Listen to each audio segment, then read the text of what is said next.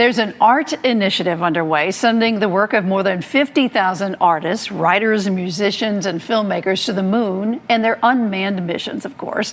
It started in 2022 and is ongoing. The work is from 262 nations and 149 indigenous peoples. In total, 150,000 curated artifacts will be on the moon when the mission ends in 2026.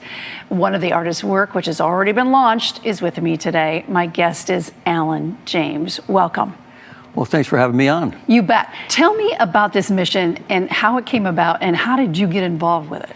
That's a good question. So it started out, I was working as a host for Put Some Color in Your Life, an art TV show, internet TV show.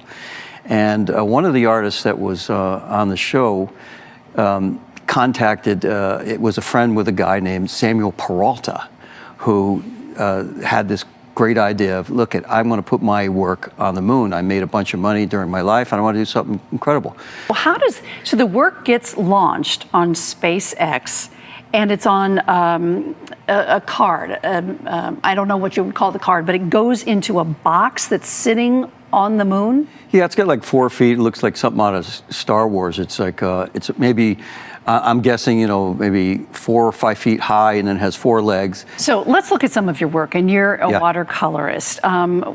How did you start as an artist? As a kid, how did it happen?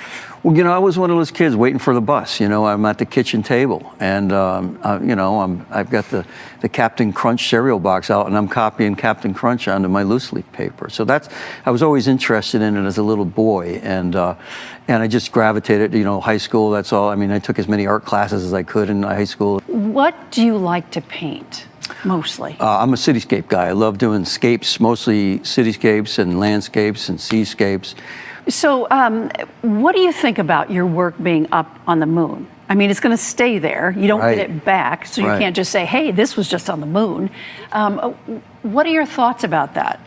So the thing that I think is really cool is that, immortality. I'm going to be gone in billions of years. That thing's going to be on the moon. It's amazing to me that I have that, that I left that behind. If I never did anything else in my life, that's a pretty good thing to do. And to be a part of an initiative that includes tens of thousands of artists. Congratulations on getting your movies and your work up on the moon. Yeah. And we'll see if somebody finds it someday, far out in the future.